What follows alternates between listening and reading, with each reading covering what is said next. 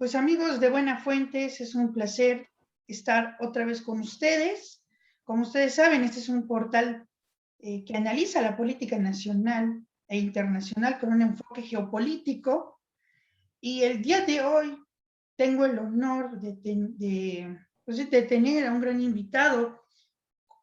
Antes de mencionar su nombre, me gustaría decir que es un periodista, un gran periodista, un gran reportero de RT, un medio ruso muy importante.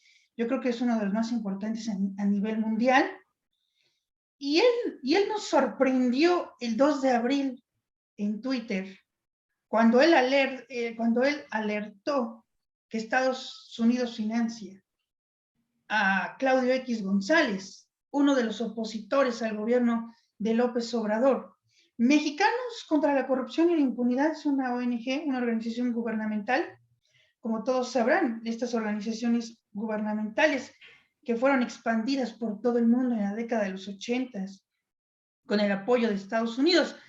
Hay más de 10,000 millones de ONGs, pero se calcula aproximadamente que 40,000 aproximadamente son subvencionadas por gobiernos americanos y europeos.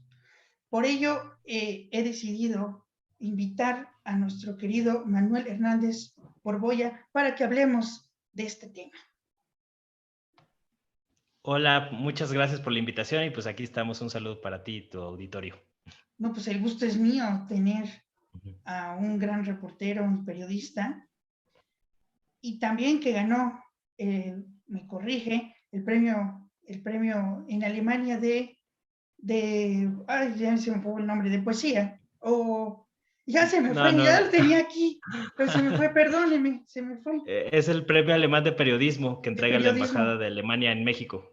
exactamente, ay, perdóneme, ya cometí un error, pero sí, tantos datos en la cabeza, pero es un honor tenerlo y quiero hablar con usted de este tema.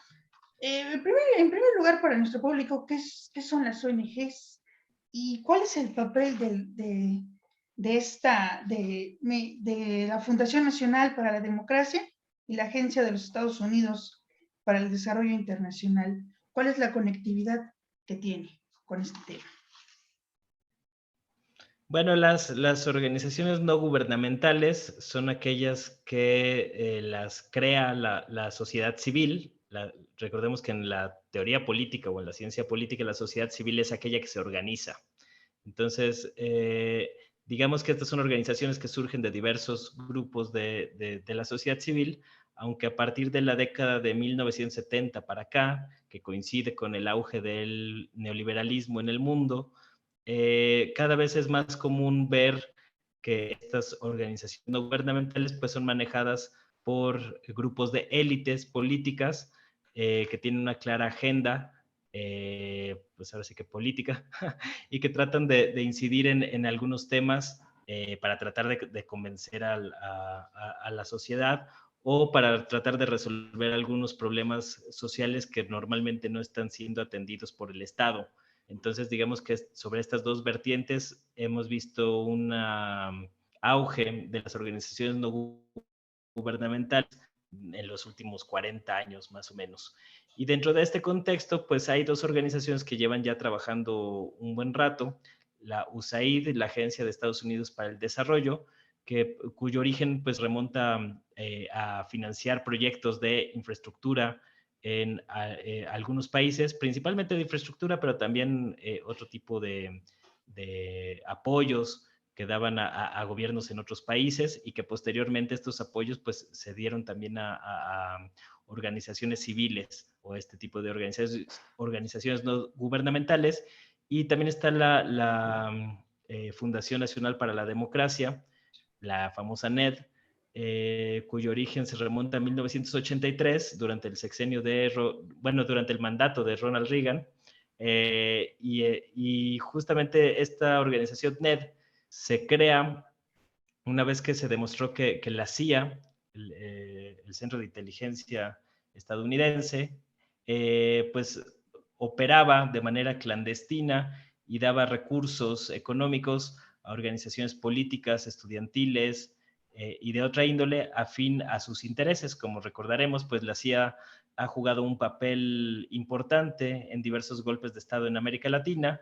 El caso más emblemático posiblemente sea el de Chile, el golpe a Chile durante el mandato de Salvador Allende, que legó o dio como consecuencia la dictadura de Pinochet, una de las más cruentas del continente. Y de alguna manera, pues estas organizaciones desde ese entonces han funcionado acorde a los intereses de Estados Unidos en la región y particularmente en América Latina, ya que recordemos que pues Estados Unidos tiene todo este rollo de la doctrina Monroe y América para los americanos y todo este asunto.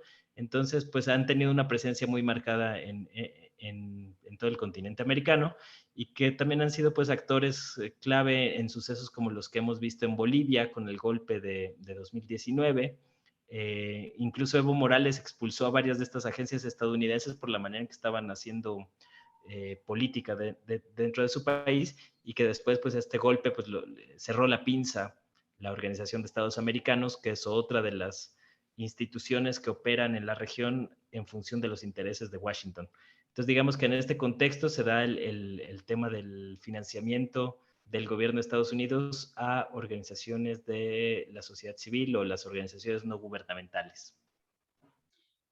Entonces, bueno, en este sentido, ¿cuál es el impacto? Que incluso me llamó mucho la atención que cuando usted publicó su tweet por los medios, pues sí, convencionales, no hubo ese impacto de que Estados Unidos esté financiando a una ONG mexicana que es opositora al gobierno de López Obrador. ¿Cuál es ese impacto que tiene lo que usted publicó en Twitter? ¿Qué impacto tiene para México?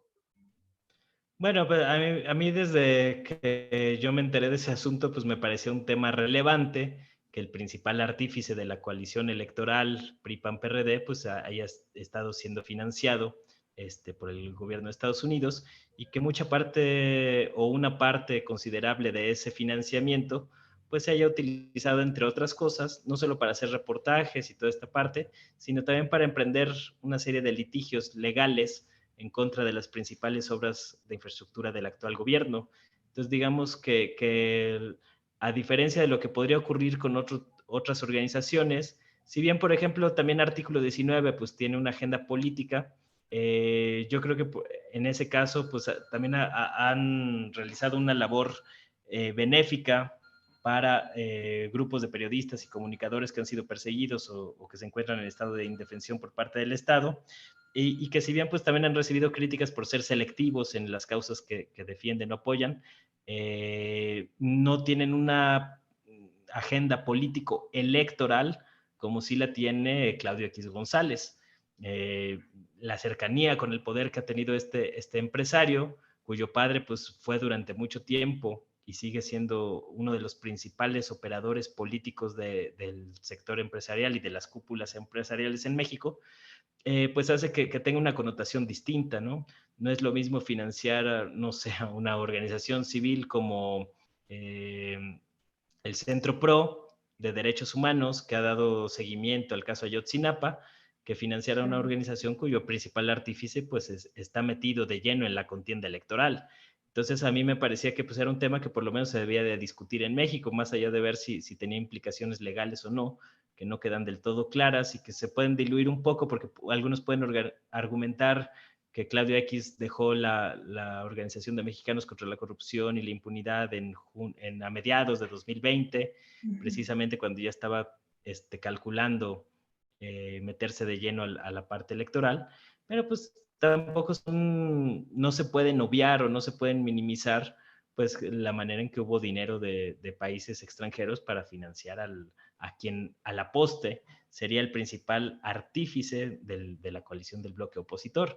Y que como lo mencionas, pues cuando yo publiqué este tema tuvo alguna resonancia en redes, pero curiosamente pues a ninguno de los medios, grandes medios mexicanos les llamó la atención el tema o no le quisieron entrar a este asunto, debido precisamente a que hay una alianza entre los grandes medios de comunicación y las cúpulas empresariales, y uno de estos articuladores es precisamente Claudio X González. Entonces tampoco es que nos deba sorprender mucho que no se atendiera el tema, y no fue hasta que la revista Contralínea también llegó por otra vía a esta información que acabó confirmando lo que yo había publicado.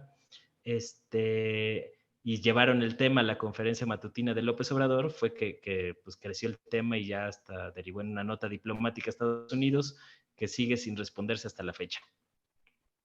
Me parece muy interesante lo que usted está mencionando. Además, usted trabaja para RT y es un medio, ¿no? Es teorías de la conspiración, ese medio es controlado por Rusia, por Putin. Entonces, pues no puede haber tanto eco porque usted viene de los medios rusos. ¿Cómo puede ser, no? Porque, ¿cómo satanizan a RT, no? Pero sí, a mí me pareció, por eso lo quería entrevistar, porque me parece fundamental hacer eco en esto, y por ello le quiero preguntar, ¿cómo funciona Mexicanos contra la corrupción y la impunidad? ¿Cuál es su origen de esta ONG mexicana?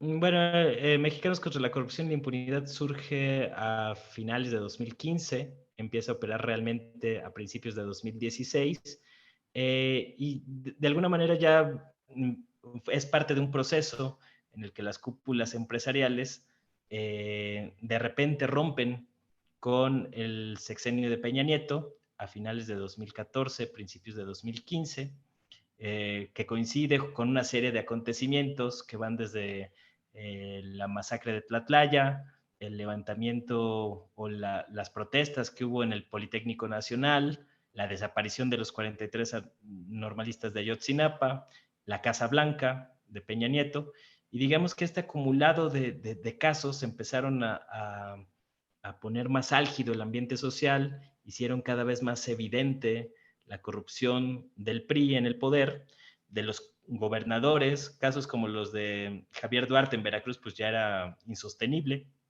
Entonces, a partir de aquí hay un quiebre en las cúpulas empresariales que habían apoyado el proyecto de Peña Nieto y en el caso concreto del grupo de Claudio X González, con cosas como la reforma educativa, que prácticamente pues, es una calca de la que había propuesto otra organización civil de Claudia X González, Mexicanos Primero, y posteriormente pues también la reforma energética que fue apoyada por el Consejo Mexicano de Negocios que presidía el padre de Claudio X González, digamos Claudio X González Laporte, que es el padre, y Claudio X González Guajardo, que es el hijo, el que estamos hablando sobre Mexicanos contra la corrupción y la impunidad y demás, ¿no?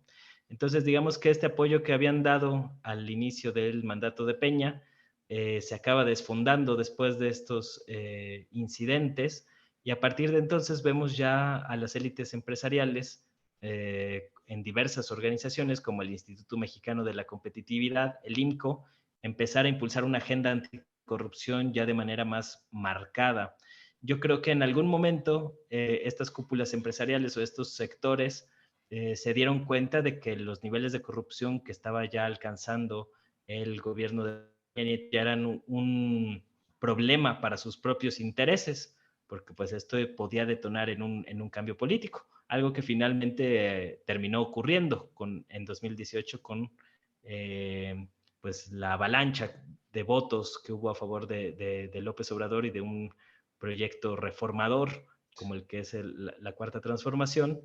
Y de alguna manera creo que en el cálculo estaba que en algún momento pues iban a poder restablecer esta famosa alianza PRI-PAN, el PRIAN, para no dejar pasar a López Obrador en 2018, pero no contaban con la ambición de un joven Ricardo Anaya y el pleito que sostuvo con Enrique Peña Nieto, quien incluso lo persiguió judicialmente durante las campañas presidenciales de 2018.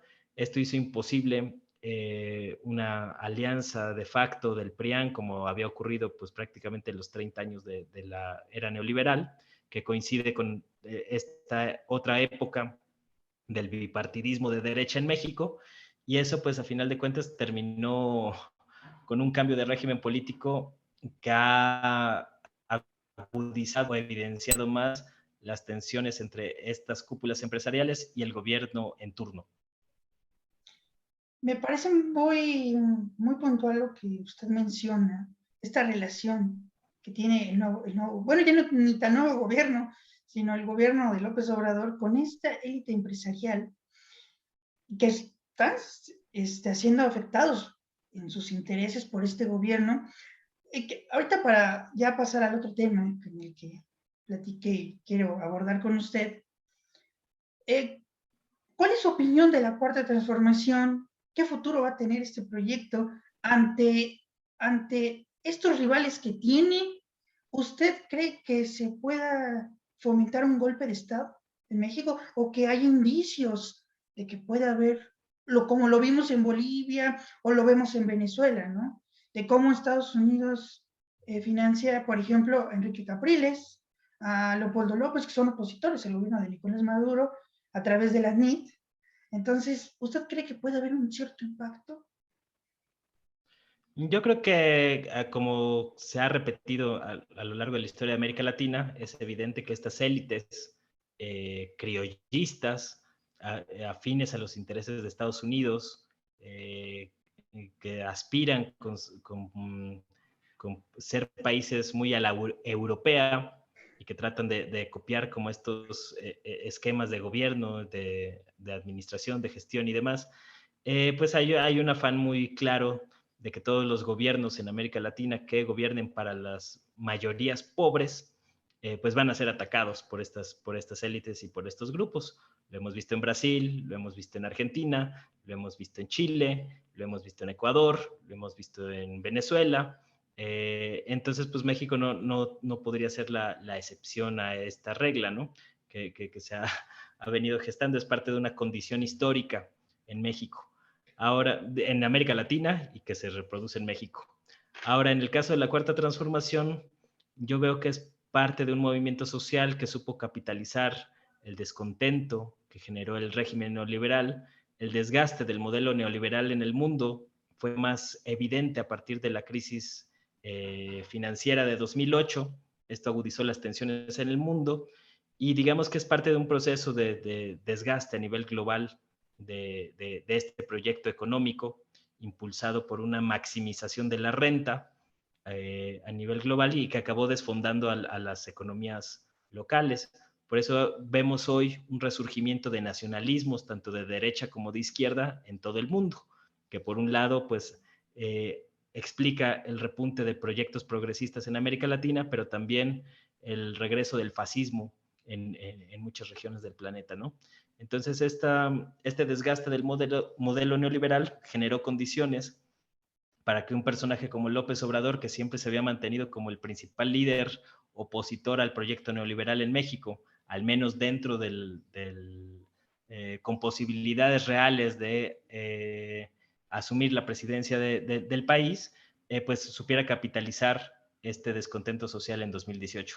Ahora, lo que estamos viendo con la Cuarta Transformación, desde mi punto de vista, tiene que ver con un proyecto de reforma del Estado, proyecto de corte nacionalista, estatista, que está tratando de revertir muchos de los desastres en diversas áreas, económica y social, que dejó el proyecto neoliberal y que sus alcances todavía me parece que, si bien podemos hablar ya de algunos logros importantes, por ejemplo, en el sector laboral, en algunos temas de combate a la corrupción y todo el asunto de la austeridad, que me parece que han sido temas relevantes, pues no está exento de muchas contradicciones, de muchas alianzas políticas cuestionables, de muchos conflictos internos, de falta de cohesión dentro de las filas del partido oficial Morena, que recordemos pues es de muy reciente creación, y que todo este conjunto de factores yo creo que le van a alcanzar a López Obrador para terminar su mandato, pese a los intentos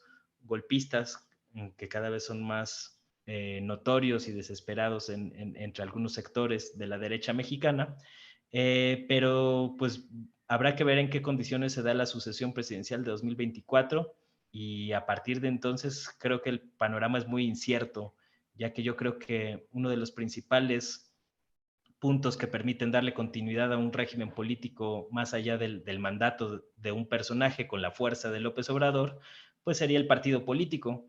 Pero Morena pues está atravesando por una serie de contradicciones, le están abriendo plazas a gente del PRI y del PAN, en algunos casos desoyendo a su propia militancia. Entonces creo que todos estos tipos de situaciones en algún momento le van a pasar factura. Creo que la fuerza política que tiene López Obrador le va a alcanzar para este sexenio y para dejar un sucesor, pero más allá de eso, veo limitados los alcances que pueda tener este proyecto de la Cuarta Transformación. Es una excelente advertencia, porque yo concuerdo con usted. Bueno, casi en todo concuerdo con usted, porque, bueno, pues sí, en todo concuerdo con usted, porque Morena tiene una serie de contradicciones. Vemos cómo hay candidatos que pues, realmente pues, no deberían de estar ahí, porque eso no representa la Cuarta Transformación, y vemos cómo lo reciclan, ¿no? Vienen del PRI, vienen del PAN, y eso es lo que ya no queremos. Pero para poder pasar ya al último tema, para ya no quitarle mucho tiempo, ¿qué impacto tuvo que en una mañanera el presidente López Obrador informó y evidenció de que artículo 19 es financiado por algunas organizaciones, pero resalta una muy importante que tampoco hicieron eco los medios tradicionales, pues no es casualidad, que es Open Society Foundation? ¿Qué impacto tiene que esta fundación financie a artículo 19 y quién está detrás de Open Society Foundation? Bueno, como sabemos, Open Society pues, es digamos, una organización que financia a otras organizaciones civiles en todo el mundo, que tienen una agenda pues, política muy definida. La maneja el magnate George Soros, que algunos ubican como uno de los principales brazos financieros de la CIA, precisamente. Un empresario que ha operado en función de los intereses de la gran banca transnacional, de la familia Rothschild, por ejemplo, de los Rockefeller, este grupo de grandes banqueros y de las élites económicas en el mundo, cuyas fortunas ni siquiera se pueden medir, o sea, no hay una medición posible de la cantidad de dinero que tienen estas familias. Yo siempre digo que la lista Forbes con los millonarios del mundo, pues es la versión comercial, ¿no? Sí. Dentro hay otro tipo de relaciones de poder en las cúpulas que manejan Wall Street, que son muy difíciles de medir o de que hay una contabilidad, ya que el sistema financiero, por la manera en que protege el derecho privado y el secreto bancario, pues hace muy difícil poder calcular con precisión las fortunas de estas grandes familias que desde hace prácticamente un siglo han controlado buena parte de la economía global. Entonces, digamos que George Soros es ubicado como uno de los principales operadores de estos grupos que manejan la banca global.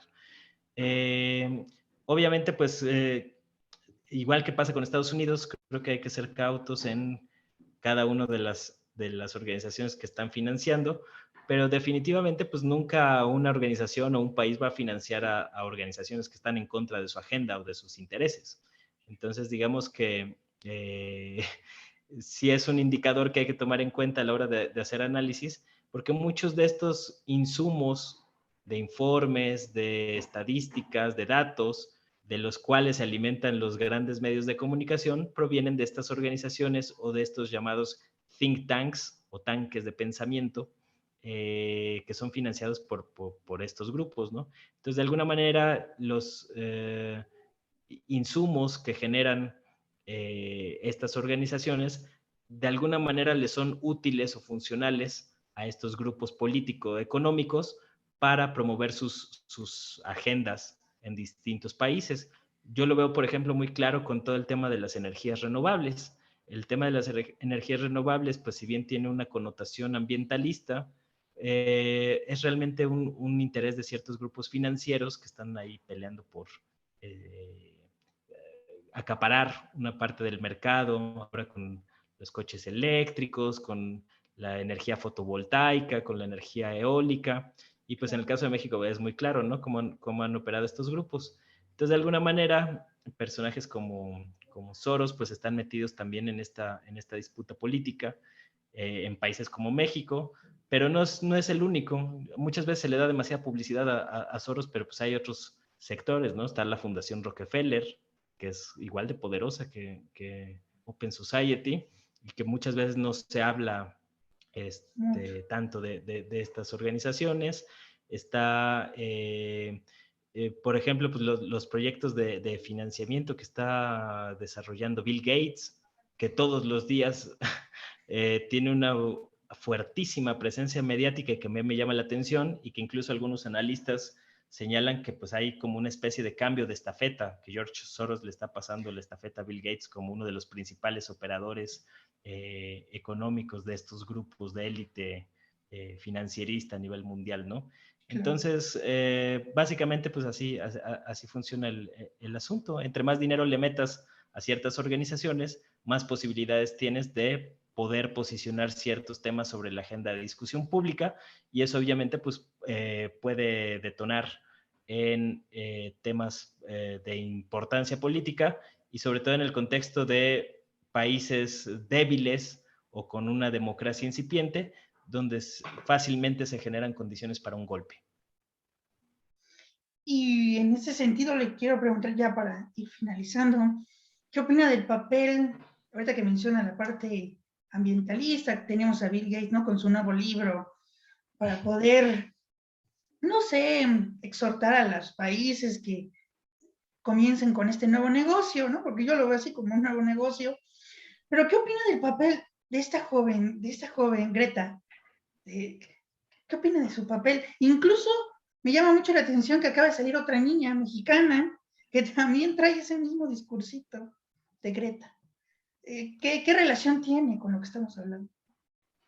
Sí, pues de alguna manera estos personajes son impulsados por estos grupos económicos y políticos, ¿no?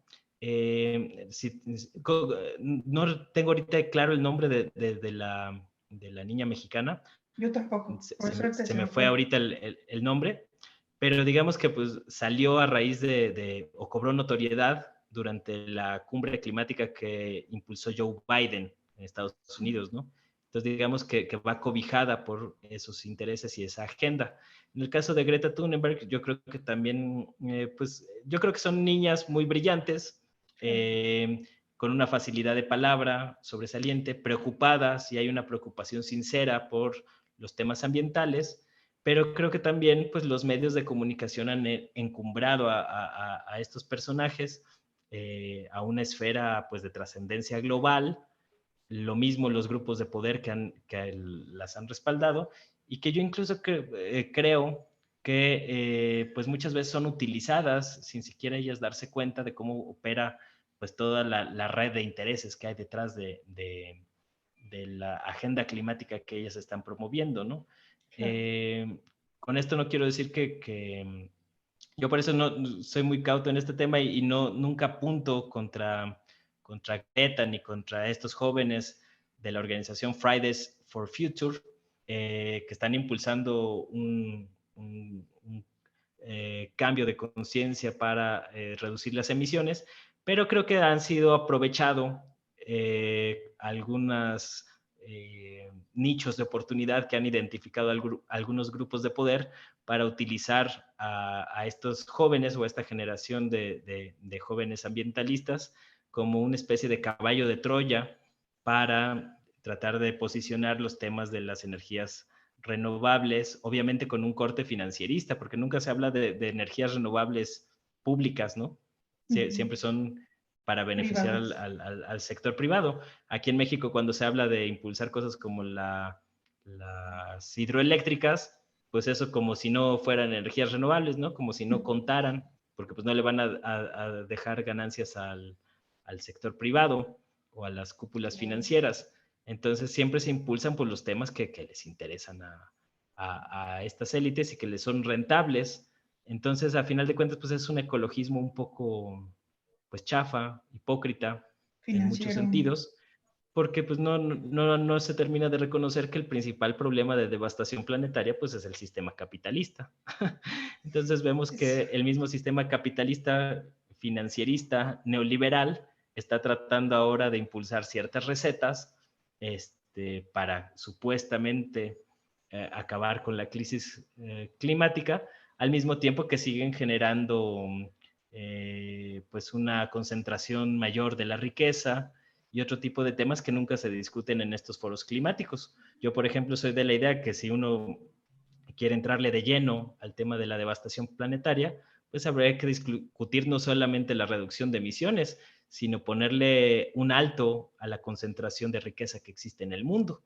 Porque al final de cuentas esta concentración de riqueza derivada del modelo capitalista, pues es lo que está ocasionando la depredación ambiental, ¿no? Quienes le hemos entrado de lleno a esta cuestión, pues yo siempre digo que no hay forma de ser ecologista y capitalista al mismo tiempo, ¿no? Es una contradicción sistémica, pero parece que estos temas pues no permean igual en los grandes medios de comunicación a nivel global y que se trata de nada más cubrir por encimita este asunto como si fuera un problema nada más de, de las fuentes de energía a partir de las cuales se produce la energía eléctrica en los países, cuando pues esto también se está utilizando como un mecanismo de coerción y de poder de los países ricos contra los países pobres, diciéndoles que deben de iniciar la transición energética, aun cuando son los países industrializados los principales responsables el surgimiento de las emisiones de carbono en la atmósfera, ¿no? Y de gases de efecto invernadero. Entonces lo vemos en casos muy claros cómo se usa esta agenda con fines políticos en países como México, donde hay todo un sector de la derecha en contra de proyectos como la refinería de Dos Bocas, porque se va a seguir utilizando combustibles fósiles, pero que al mismo tiempo, pues, no vemos que estas exigencias se den, por ejemplo, en Estados Unidos, que incluso tienen más plantas de carbón que el mismo México, pero los estándares que las élites de la derecha mexicana le trata de imponer al nuevo gobierno, pues superan por mucho las expectativas que ha habido en los mismos países ricos, ¿no? Entonces es una paradoja como ahora resulta que a los países pobres se les exige más que a los mismos países ricos, que tratan de evadir esta cuestión de la contaminación y de la devastación ambiental a través de locuras, como en algún momento se llegó a plantear con los llamados bonos de carbono, que básicamente eran un derecho por contaminar. Entonces yo creo que mucho de lo que sale en los medios de comunicación sobre la agenda ambientalista, pues está, digamos, pasa por este filtro de las élites financieras a nivel global y que no necesariamente se discute el tema de fondo o de lleno y que por supuesto pues hay mucha mano política detrás, ¿no? Que muchas veces no se ve, la gente se va con la finta, se traga muchas de las versiones que recurrentemente aparecen en los medios y que realmente son propaganda de estos grupos financieristas que controlan a los grandes medios de comunicación y por eso también pues luego las represalias o las campañas en contra de los medios propagandistas manejados por Putin y los medios rusos, etcétera, etcétera. Yo no he visto que mucha gente haga igual hincapié como suelen hacer en el caso de RT, por ejemplo, pues con la BBC y la manera en que es controlada por los intereses de la reina Isabel, ¿no? Yo no he visto que haya campañas mediáticas en los medios hegemónicos advirtiendo que pues, la BBC es controlada por el gobierno británico, con el mismo énfasis que se hace con los medios rusos. Entonces, pues Con ese tipo de Sputnik cosas... también. Sí, pues ese tipo de cosas evidencia cómo funcionan las relaciones de poder en el mundo, ¿no? Entonces, Claro. para mí es claro que es parte del juego que nos toca jugar y pues la manera en que uno tiene que tratar de entender cómo funcionan estas correlaciones para tratar de informar a la ciudadanía de los temas relevantes. Fue un placer realmente tener esta entrevista con usted. Ya se nos acabó el tiempo. Si no, pues a mí me encantaría durar más horas platicando, porque es muy importante tenerlos en el radar estos temas. Por eso lo contacté para poder platicar con usted. ¿Y con qué quiere cerrar? Pues nada, muchas gracias a ti, José, por la invitación para abrir estos espacios que son importantes precisamente para tratar de pues contrarrestar el cerco mediático, como yo le llamo, en el que hay una concentración de personajes y de los mismos opinadores en los grandes medios de comunicación, mientras otras voces están por ahí apagadas. Yo precisamente te invitaría a que sigas como recabando opiniones de sectores que no tienen mucha voz ni en los grandes medios. Creo que es importante para tener una visión más amplia del mundo, porque al final de cuentas los opinadores chafas que pululan en la gran prensa mexicana, pues son personajes que no saben nada de historia, no saben nada de política, no saben nada de filosofía, ya no digamos, Bueno, y de lo único que hablan pues es de crecimiento económico y democracias liberales, ¿no? Son como los dos grandes temitas de los opinadores en los medios mexicanos, y yo creo que hace falta una visión mucho más rica y mucho más amplia para entender los grandes procesos sociales, económicos, políticos, por los que está atravesando el mundo actualmente, y que México pues no es la excepción. Entonces creo que hace falta como esta apertura, y hoy afortunadamente todavía tenemos las redes sociales, hay que aprovecharlas mientras duren, cada vez son más fuertes los cercos que también se están instalando en estas redes. Todo un Entonces, pues tema. hay que tratar de usarlas mientras duren, porque no sabemos cuánto tiempo va a hacer eso. Sí, no, ya empiezan a censurar bien cañón a muchos medios independientes. Y bueno, pues espero que se repita otra charla con usted. Y pues, ¿dónde lo pueden seguir? Mi audiencia, ¿dónde lo puede seguir? ¿Dónde lo pueden encontrar? Muchísimas gracias, pues estamos ahí de lleno en Twitter, @Manuel H. Borbolla, ahí estoy, digamos, de tiempo completo. Y estoy también en YouTube y Facebook con mi nombre completo, Manuel Hernández Borbolla. Por ahí me pueden buscar y seguir al tipo de contenido que estamos tratando de manejar para ofrecer una alternativa a las opiniones hegemónicas que predominan en la gran prensa mexicana. Pues es un placer y le agradezco por estar aquí, y también a mi público por los que nos vieron en esta entrevista. No se pierdan nuestra próxima entrevista. Fue un placer. Hasta la próxima.